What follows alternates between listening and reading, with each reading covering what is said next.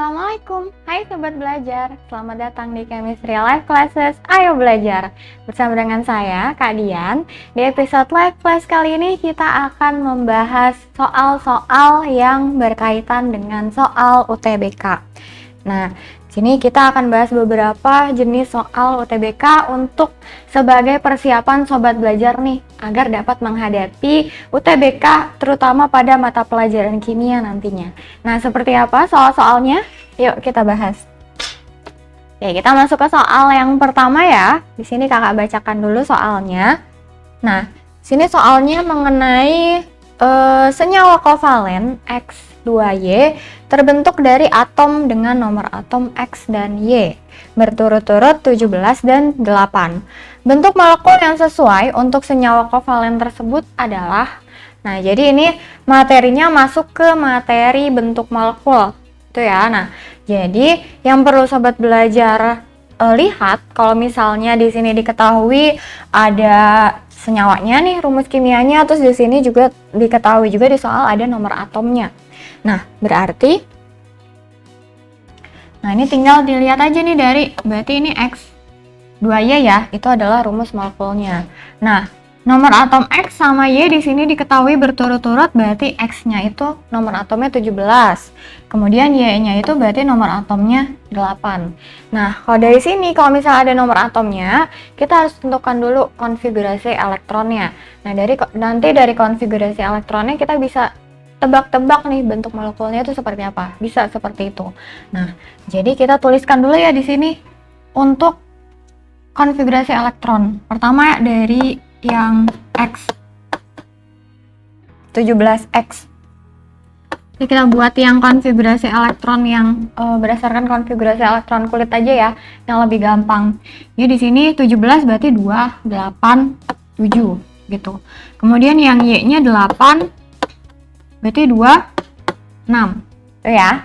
Nah, berarti di sini yang jadi elektron valensinya ada yang X itu adalah 7, yang Y itu adalah 6. Nah, kalau kita lihat lagi kembali ke ini rumus kimianya, berarti biasanya yang jumlahnya lebih sedikit di sini, ini kan berarti X-nya ada 2, Y-nya ada 1. Yang biasanya jumlahnya lebih sedikit itu cenderung menjadi atom pusatnya. Berarti di sini yang jadi atom pusat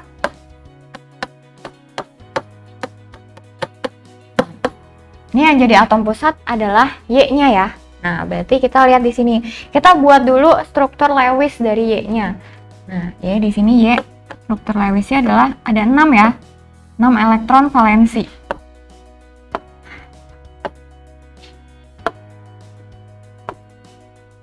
Nah, di sini ada 6 elektron valensi. Kemudian di sini berarti X di sini 7 elektron valensinya. 7 maksudnya berarti untuk mencapai kestabilannya si X ini dia perlu untuk menangkap 1 elektron. Dia membutuhkan 1 elektron.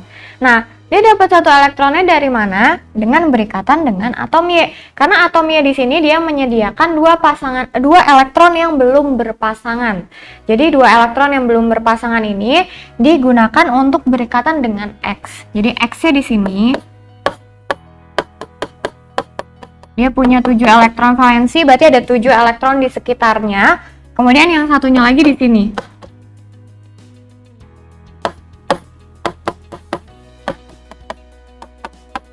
Nah, ini ya.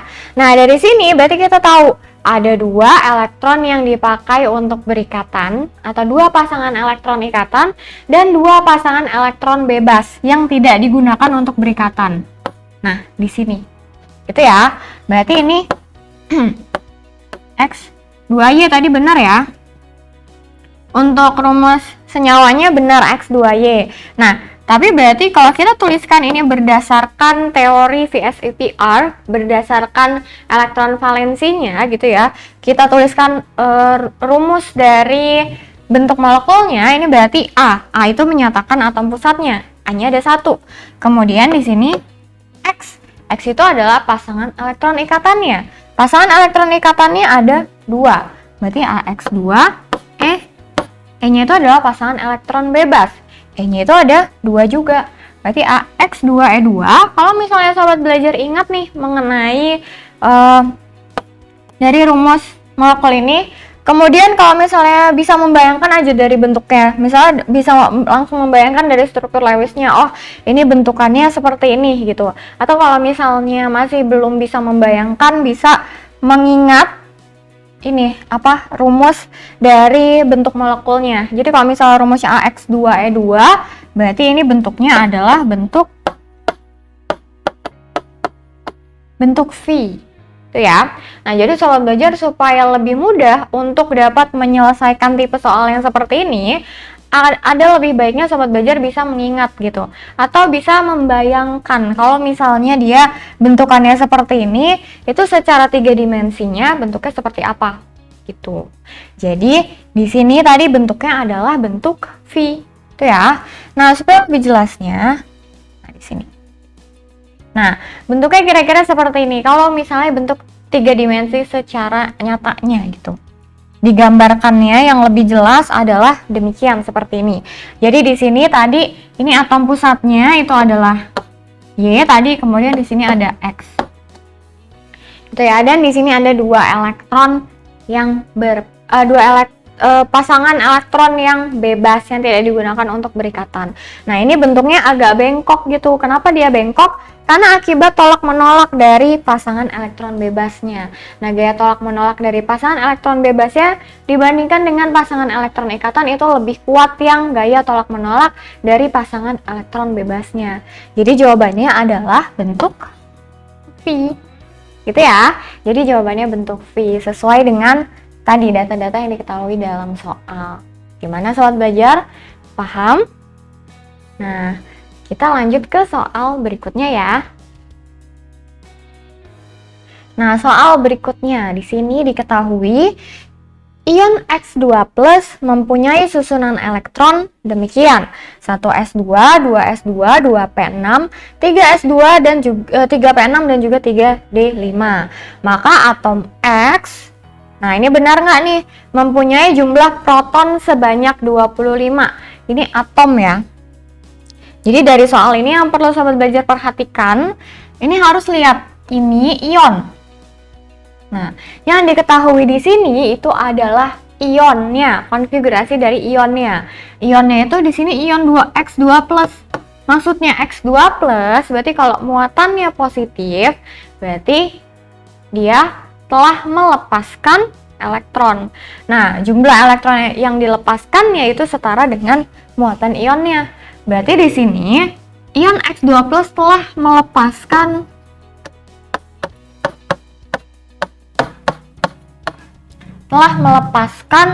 dua elektron. Jadi ion X2+ telah melepaskan 2 elektron. Gitu ya. Nah, setelah melepaskan 2 elektron, konfigurasi elektronnya demikian. Berarti awalnya kalau melepaskan kan berarti aslinya dia kelebihan 2 elektron gitu kan ya. Nah, berarti maka untuk konfigurasi elektron dari atom X-nya tinggal kita tambahkan 2 elektron aja. Berarti keadaan awalnya itu dia kelebihan 2 elektron. Jadi untuk konfigurasi atom X-nya kita tambahkan 2 elektron. Oke? Nah, kita tambahkan. Berarti di sini jadinya konfigurasi dari X sama dengan 1s2, 2s2, 2p6, 3s2, 3p6. Nah, ini seharusnya kita ke 4s dulu karena tingkatan energinya itu jauh lebih rendah dibandingkan yang 3D. Jadi ternyata yang dilepaskan tadi 2 elektronnya itu berasal dari dari kulit 4s. Nah, sebanyak 2 elektron. Berarti di sini kita tuliskan 4s2, kemudian baru di sini 3d5. Nah, tinggal kita jumlahkan ini banyaknya ada berapa jumlah elektronnya. Berarti di sini 2 tambah 2 tambah 6, 10 ya. 10 tambah 18, 10 tambah 20 tambah 5. Berarti ini ada 25 elektron. Nah, karena ini dia bentuknya atom, kalau atom berarti dia netral. Kalau netral berarti elektronnya itu jumlahnya sama dengan jumlah protonnya. Berarti jumlah elektron sama dengan jumlah proton ya. Nah, berarti kalau misalnya elektronnya 25, protonnya juga sama 25. Gitu ya. Berarti jawabannya yang nomor 1 ini benar. Itu ya. Nah, berarti nomor 1 benar. Terus yang kedua, terletak pada periode 4. Nah, dari periodenya kita bisa tentukan periode dari konfigurasi elektronnya. Kita lihat elektron valensinya. Atau elektron valensi dan kulit terakhirnya. Elektron valensi yang ada di kulit terakhirnya. Nah, jadi di sini ternyata elektron valensi itu berhenti di 4s2 dan 3d5. Untuk mengetahui periode, berarti kita lihat kulit terluarnya. Kulit terluar berarti angka yang paling besar di sini adalah angka 4. Berarti benar periodenya periode 4. Gitu ya. Periodenya 4 karena di sini angka yang paling besarnya adalah 4. Oke? Nah, kemudian lanjut yang nomor 3. Merupakan unsur golongan 7B. Unsur golongan 7B. Nah, dari mana tahu itu golongan 7B? Itu dari kalau golongan itu mengacunya ke jumlah elektron valensinya. Di sini elektron valensinya di S ada 2 elektron, di D ada 5 elektron. Kita jumlahkan, jadinya benar. 2 ditambah 5, ini hasilnya adalah 7. Nah, kenapa dia masuk ke golongan B? Karena dia merupakan masuk ke sub D. Jadi karena dia berhenti di subkulit D. Nah, subkulit D itu golongan yang memiliki subkulit D itu biasanya masuk ke golongan B atau golongan transisi. Itu ya. Berarti benar ini merupakan unsur golongan 7B. Itu ya. Berarti ini benar. 1, 2, 3 benar. Kemudian lanjut, mempunyai jari-jari lebih kecil daripada jari-jari 34 Se. Nah, dari sini tadi di sini kan dia protonnya adalah atau elektronnya jumlahnya adalah 25. Di sini Se dia jumlahnya jari-jarinya jumlah elektronnya berarti ada 34. Nah, dari sini udah jelas. Kalau semakin banyak berarti kalau misalnya dia lebih banyak nih jumlah elektronnya. Nah, itu berarti bisa jadi dia jadi dia memiliki jari-jari yang lebih kecil karena berarti kulitnya lebih banyak gitu. Nah, atau kalau misalnya lebih jelasnya kita cek 1s2, 2s2, 2p6, 3s2, 4p6, 3p6, 4s2, kemudian 3d 10 masih bisa. Wah, ini 10 ya. Ini 10. Nah, ini berarti di sini dia masuk ke 4p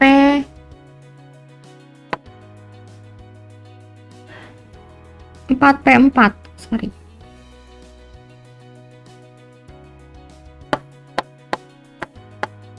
Nah, iya 4p4. Nah, berarti di sini dia golongan ini ya. Nah, ini berarti golongan 6A. Karena yang dilihat ada S sama P, berarti itu dia masih masuk ke golongan A. Golongan 6A.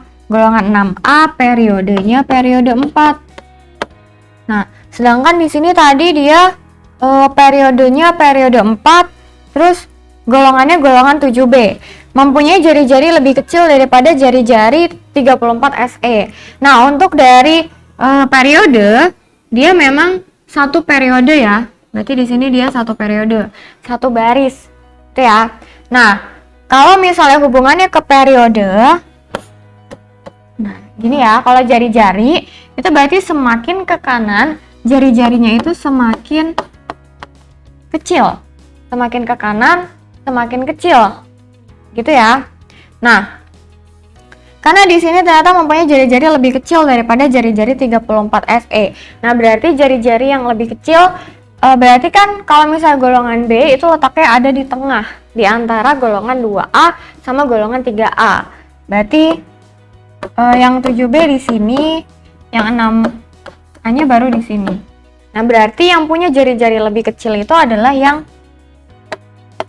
Se ini ya. Nah, berarti ini jawabannya salah nih, harusnya jari-jari Se yang lebih kecil dibandingkan jari-jari dari dari atom X tadi. Itu ya. Berarti yang ini salah. Berarti jawabannya adalah 1, 2, dan 3 benar. Kalau 1, 2, dan 3 benar, berarti jawabannya adalah yang A. Nanti di option sobat belajar pilih option yang A. Karena untuk tipe soal pernyataan seperti ini. Itu ya. Gimana? Sudah paham? Nah, ini soal belajar bisa catat nih. Jadi catat yang tadi, kalau misalnya dia membentuk ion positif, itu dia melepaskan elektron. Kemudian kalau melepaskan elektron, berarti atomnya aslinya dia punya kelebihan sejumlah elektron yang tadi dilepaskan. Itu ya. Gimana soal belajar? Paham? Nah, sekarang kita lanjut ke soal berikutnya ya. Nah, soal berikutnya di sini diketahui ada reaksi 6H+ ditambah 5SO32- ditambah 2MnO4- menjadi 5SO42- ditambah 2Mn2+ ditambah 3H2O. Nah, dalam suatu reaksi digunakan 100 ml larutan H2SO3 0,1 molar dan 100 ml KMnO4 yang didapat dari pengenceran 5 ml KMnO4 2 molar. Nah, di sini yang ditanya yang pertama adalah elektron yang terlibat untuk setiap 5 mol SO3 2- adalah. Nah, kenapa yang ditanya adalah elektron yang terlibat? Karena ini adalah jenis reaksi redoks. Berarti kita kalau misal reaksi redoks, untuk mengetahui jumlah elektron yang terlibat, kita harus cari tahu dulu yang mana yang mengalami reduksi, yang mana yang mengalami oksidasi, dan berapa jumlah elektron yang terlibat itu nanti bisa kita ketahui dari situ. Berarti kita tentukan dulu biloks dari masing-masing atom yang ada pada reaksi ini. Itu ya. Nah, berarti di sini kita tentukan nih masing-masing biloksnya. Nah, oke, pertama untuk yang H+. H+, ini kan kena ion, berarti kalau ion, biloksnya itu adalah muatan ionnya. Berarti di sini biloksnya adalah +1. Gitu ya. Kemudian yang ini SO3 2-. Nah, yang dapat kita tentukan biloksnya secara pasti itu adalah yang O-nya dulu. Ya kan? Biloks dari O nilainya adalah -2.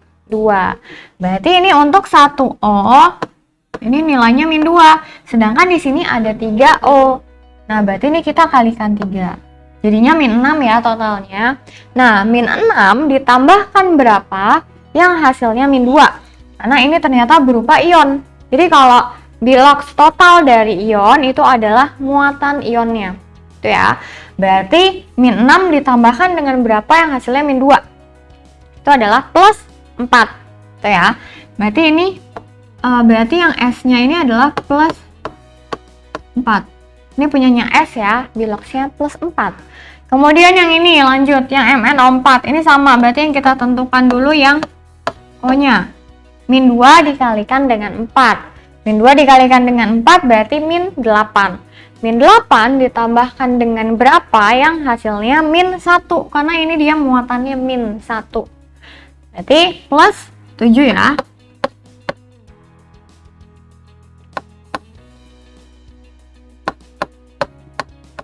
Nah, ini punyanya Mn +7. Kemudian lanjut yang SO4 2-. Berarti ini sama kayak tadi, O-nya yang bisa ditentukan. Berarti itu -8 ya. -8 ditambahkan dengan berapa yang hasilnya adalah -2. Berarti ini +6. Nah, +6 ya. Lanjut. Kemudian di sini Mn2+. Nah, karena ini bentuknya ion, berarti biloksnya adalah muatan ionnya. Berarti ini +2.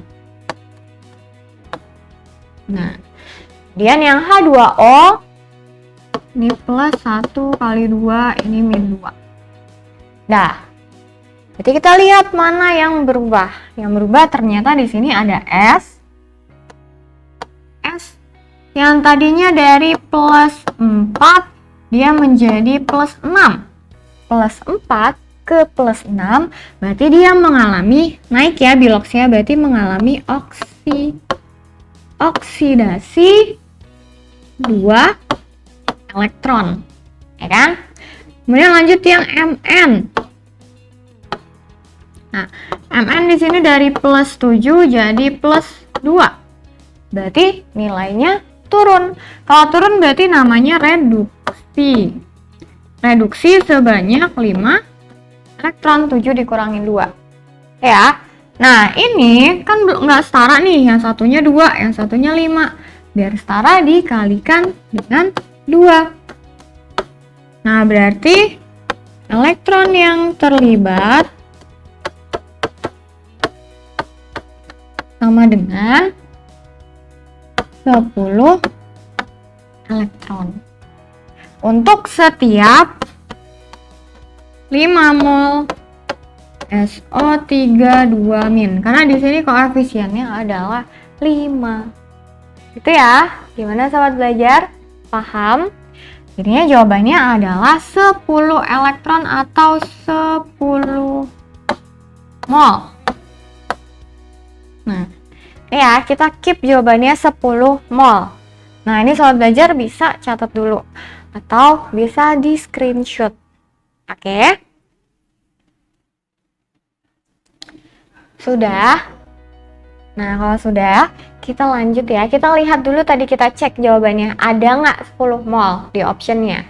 Kita cek ya. Tadi ini 10 mol ya. Nah, kita cek jawabannya. Nah, ternyata ada jawabannya. Jawabannya yang D. 10 mol jawabannya. 10 mol elektron yang terlibat untuk setiap 5 mol SO32 kin. Itu ya. Oke?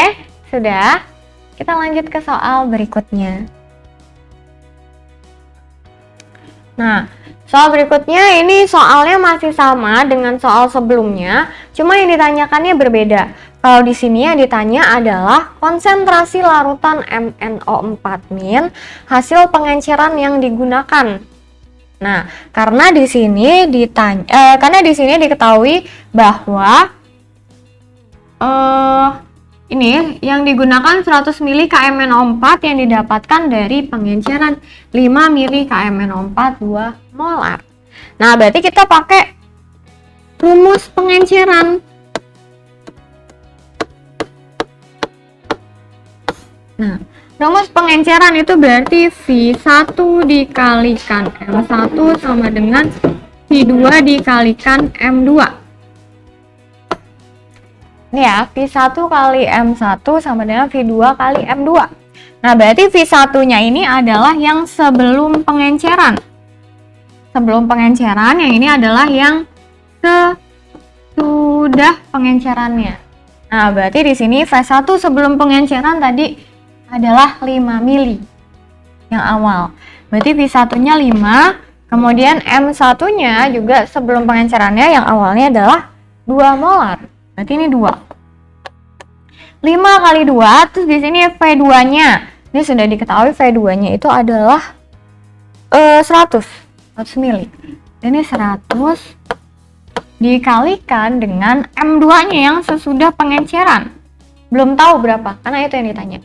Nah, berarti ini M2 sama dengan 10 per 100. Karena ini pindah ruas. Kalau pindah ruas berarti dari kali jadi bagi. Gitu ya. Berarti 10 per 100 sama dengan 0,1 atau 0,10 molar. Jadi jawabannya 0,1 molar. Berarti kalau dari option di sini jawabannya adalah yang C. Gitu ya. Gimana sobat belajar? Paham? Nah, ini bisa sobat belajar catat nih. Karena pokoknya untuk yang tiap pengenceran kita pakai rumus yang ini ya. Ini harus sobat belajar ingat juga nih, rumus pengenceran. Simple rumusnya, ya kan? V1 dikalikan dengan M1 sama dengan V2 dikalikan dengan M2. Karena kalau pengenceran itu berarti volumenya berubah, konsentrasinya juga otomatis berubah karena konsentrasi dipengaruhi oleh volume, tapi jumlah molnya atau jumlah partikel zatnya itu masih tetap sama. Ini berdasarkan rumus mol. Rumus mol itu adalah N sama dengan M dikalikan dengan V. Itu ya. Oke? Nah, kalau sudah dicatat atau sudah di screenshot, kita lanjut ke soal berikutnya. Oke?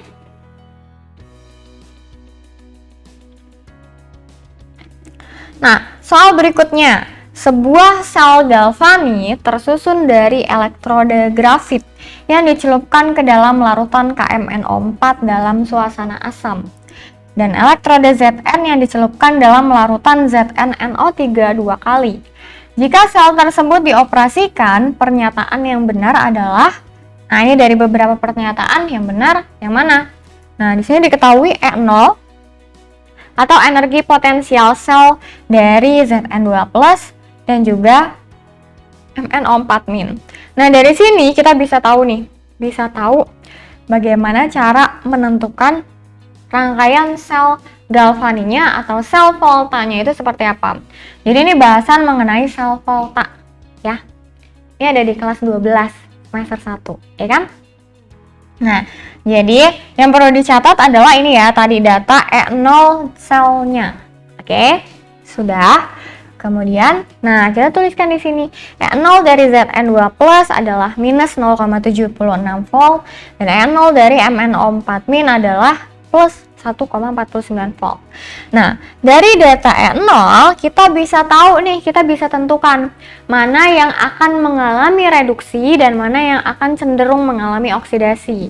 Nah, cara taunya yang nilainya lebih kecil biasanya dia bertindak sebagai oksidasi. Yang lebih cenderung mengalami oksidasi itu yang nilai E0 selnya lebih kecil. Berarti kalau dari Zn sama MnO4 ini yang nilainya lebih kecil adalah yang Zn. Berarti yang Zn ini mengalami oksidasi. Oke? Nah, kalau yang ini mengalami oksidasi, berarti yang MnO4- mengalami reduksi. Nah, elektroda tempat berlangsungnya oksidasi itu ada di anoda. Berarti Zn-nya sebagai anoda, terus grafit. Ini kan karena di sini dia pakai elektrodanya itu grafit.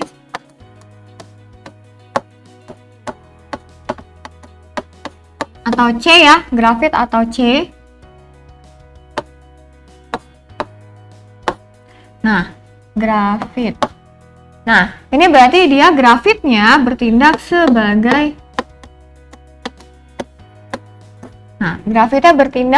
katodanya. Gitu ya, berarti tadi anoda, katoda. Dan dari data ini juga kita bisa tahu yang mana yang ditempatkan yang jadi kutub negatifnya, yang mana yang ditempatkan ke kutub positifnya. Jadi kalau misalnya yang di sel volta, nah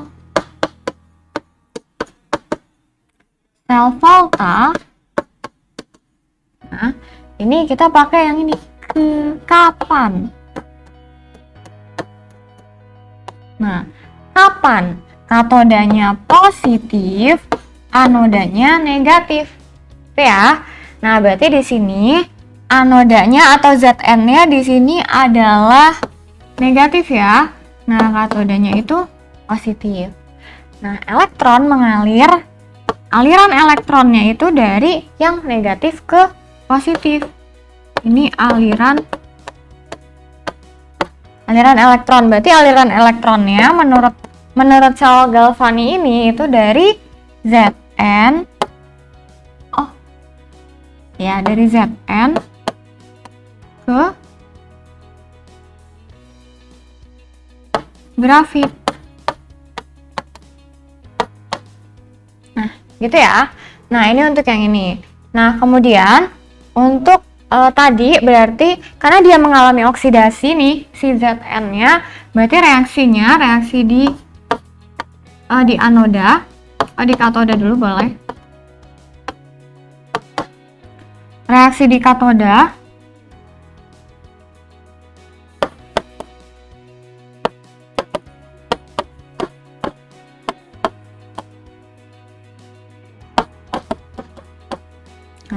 reaksi di katodanya itu adalah kan reduksi ya, Mn4- ditambah 8H+ ditambah 5 elektron menjadi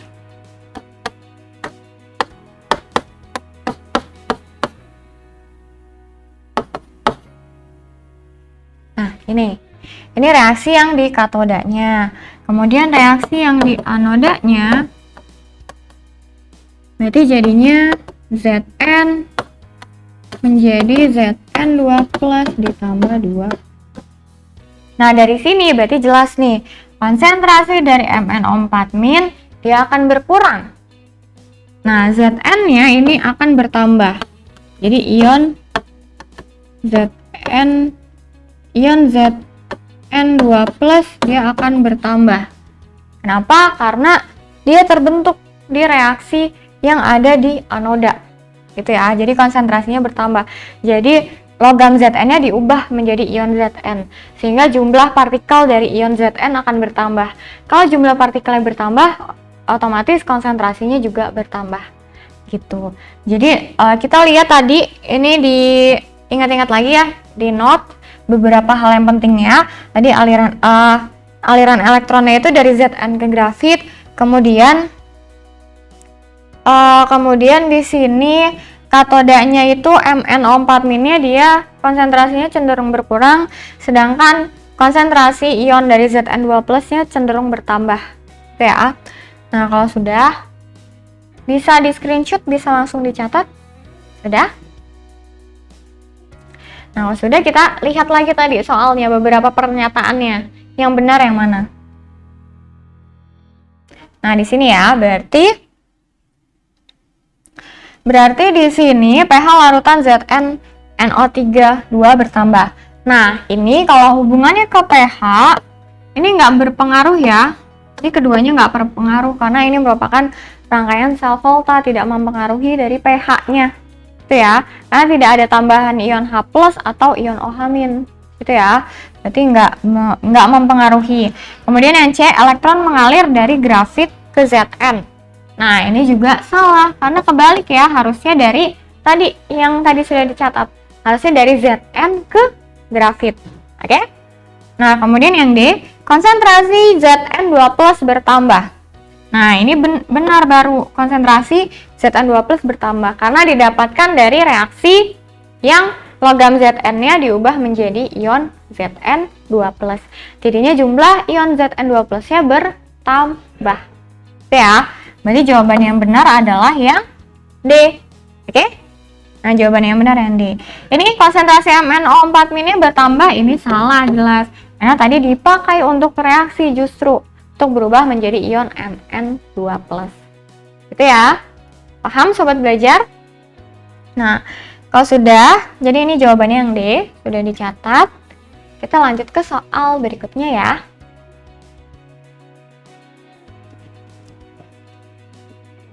Nah, soal berikutnya nomor 6. Di bawah ini menunjukkan fenomena yang dapat diamati dalam kehidupan sehari-hari.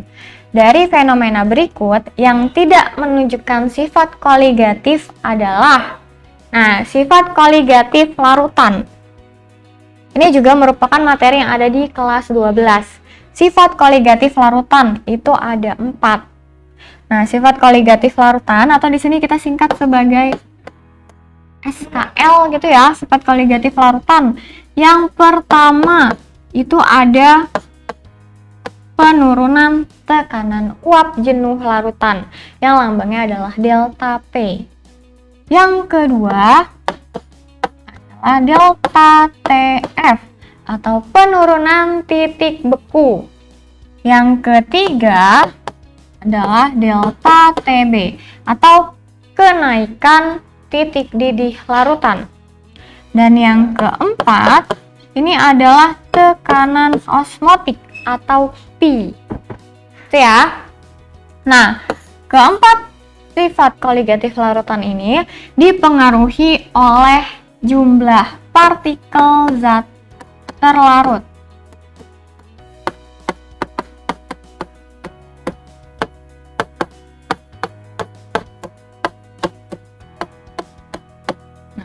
dipengaruhi oleh jumlah partikel zat terlarut.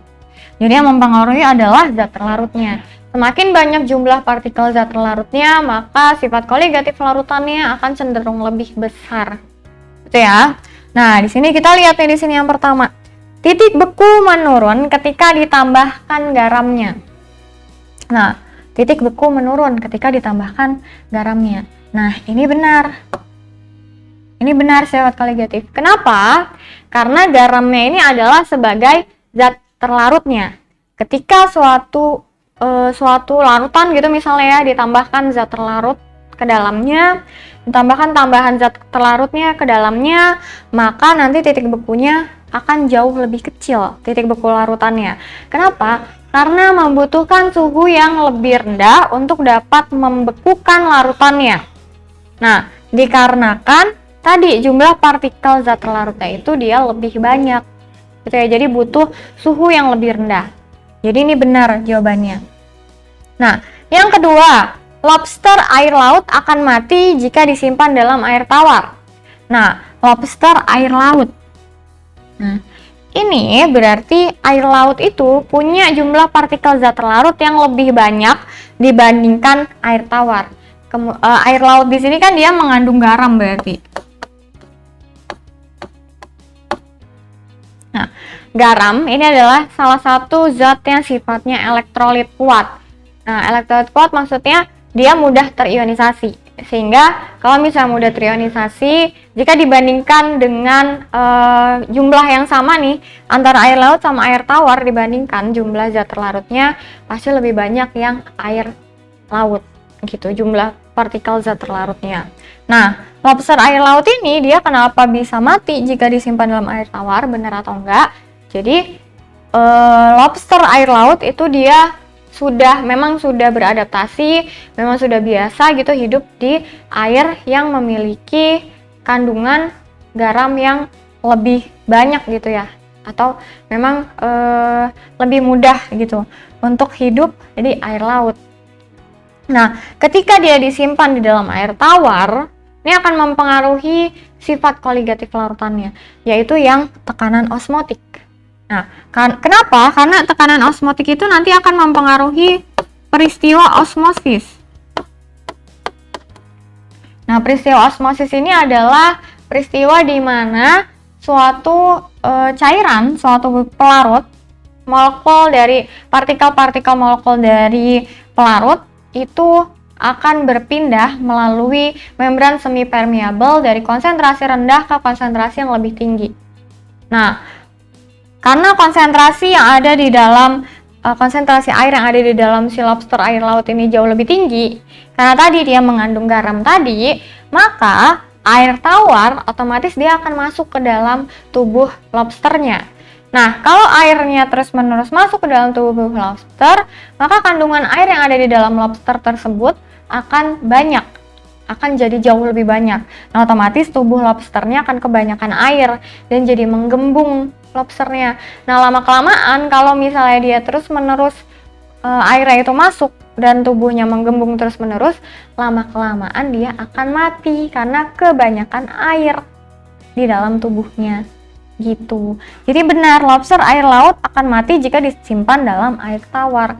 Karena air tawar itu konsentrasinya lebih rendah. Ketika dicampurkan dengan lobster yang di dalam tubuhnya mengandung air laut, maka air tawarnya akan cenderung masuk ke dalam tubuh air lautnya karena peristiwa osmosis tadi. Itu ya, dan ini berkaitan dengan tekanan osmotik. Yang mana tekanan osmotik merupakan sifat koligatif larutan yang dipengaruhi oleh jumlah partikel zat terlarut. Berarti yang ini benar. Nah, yang C, zat anti beku ditambahkan ke dalam radiator pada musim dingin. Zat anti beku, contohnya itu adalah etilen glikol. Nah, etilen glikol itu ditambahkan ke dalam radiator pada musim dingin biasanya, untuk negara-negara yang punya musim dingin biasanya. Nah, kenapa? Karena air radiator itu kan memang harus dia wujudnya cair, tetap cair. Nah, ditambahkan suatu zat tambahan yang dapat menurunkan titik beku dari air radiator. Sehingga misalnya suhu di luar ruangannya itu 5 derajat Celcius gitu. Nah, sedangkan air radiatornya itu dia sudah dapat membeku pada suhu 5 derajat Celcius. Nah, ketika ditambahkan etilen glikol, titik beku dari air radiatornya akan turun. Dia menjadi 2 derajat Celcius gitu. Sedangkan di suhu luarnya 5 derajat. Nah, sehingga pada saat 5 derajat Celcius dia belum membeku, karena seharusnya membekunya di 2 derajat Celcius, karena dia mengalami penurunan titik beku. Gitu ya. Berarti zat anti beku ditambahkan ke dalam radiator pada musim dingin, ini merupakan salah satu sifat koligatif larutan. Itu ya. Berarti ini benar. Gitu. Nah, kemudian yang D, pada daerah pegunungan, waktu untuk memasak spaghetti lebih lama. Nah, memang benar, pada daerah pegunungan waktu untuk memasak spaghetti lebih lama, karena ini hubungannya ke tekanan. Tekanan yang ada di daerah pegunungan biasanya lebih tinggi. Nah, ketika tekanannya lebih tinggi, maka suhu yang digunakan dan suhu yang diperlukan untuk memasak spaghetti ini pastinya akan berbeda dibandingkan dengan yang di daerah daratan rendah gitu, selain pegunungan. Jadinya waktu untuk memasak spagettinya atau memasak makanan lainnya itu lebih lama jika suhu yang digunakannya itu sama. Nah, ini berarti hubungannya ke tekanan, hanya tekanan biasa tapi tidak dipengaruhi oleh jumlah partikel zat terlarut. Nah, karena ini dipengaruhi oleh keadaan lingkungannya, tekanan yang ada di keadaan lingkungannya. Berarti ini bukan dipengaruhi oleh sifat koligatif larutan. Berarti jawabannya adalah yang D. Nah, sedangkan kalau yang E, pencairan salju menggunakan garam dapur. Nah, ini juga benar, ini merupakan sifat koligatif larutan yang merupakan penurunan dari titik beku. Gitu ya. Nah, kenapa? Karena pencairan salju menggunakan garam dapur. Garam dapur di sini tadi sama konsepnya seperti zat anti beku pada air radiator. Jadi kalau garam dapur itu digunakan untuk mencairkan salju, karena garam dapurnya ini dapat menurunkan titik beku dari si saljunya ini, sehingga saljunya itu nantinya akan mencair gitu, karena belum mencapai titik bekunya. Gitu. Berarti ini benar ya. Berarti jawabannya adalah yang D. Itu ya sobat belajar, paham? Nah, kita lanjut ke soal berikutnya ya. Nah, soal nomor 7. Cara sabun menghilangkan kotoran pada baju adalah, jadi konsep penghilangan kotoran pada baju dengan penggunaan sabun. Nah, di sini jadi sabun yang pertama menurunkan kesadaran air. Nah, kalau kesadaran air ini lebih berpengaruh pada jumlah mineral yang ada di dalam airnya. Jadi berpengaruh pada jumlah ion-ion yang ada dalam air. Jadi tidak dipengaruhi oleh sabun. Berarti ini salah. Kemudian membentuk ikatan hidrogen dengan minyak. Nah, ikatan hidrogen dengan minyak. Minyak itu merupakan senyawa organik yang dia tidak dapat membentuk ikatan hidrogen. Karena ikatan hidrogen cuma dapat dibentuk oleh molekul-molekul yang punya unsur H, F, O, dan N. Sedangkan minyak dia tidak dapat membentuk ikatan hidrogen dengan sabun tadi, karena minyak nggak punya ikatan hidrogen. Itu ya. Nah, berarti ini juga salah. Kemudian yang C, molekul sabun bereaksi dengan air. Nah, ini juga salah. Bukan bereaksi, tapi dia menstabilkan emulsi dari minyak dan juga air. Jadi tadinya kotorannya itu berupa minyak. Minyaknya ini tidak dapat bercampur dengan airnya. Jadinya sabunnya ini membantu minyak dan juga air dapat bercampur. Nah, sehingga di sini dapat dikatakan cara sabun untuk menghilangkan kotoran pada baju, misalnya kotorannya itu berupa minyak, dengan cara menstabilkan emulsi yang dibentuk oleh minyak dan juga air, sehingga nanti air sama minyaknya bisa menyatu gitu. Jadi jawabannya adalah yang D. Nah, ini adalah tipe soal dalam materi koloid gitu. Gimana sobat belajar? Sudah paham? Nah, tadi kita sudah bahas beberapa soal yang berkaitan dengan soal-soal tipe OTBK. Nah, semoga sobat belajar dapat memahami apa yang telah kita pelajari di episode live classes kali ini. Karena sekarang belajar itu mudah. Ayo belajar. Jangan lupa belajar, karena sekarang belajar itu mudah. Ayo belajar.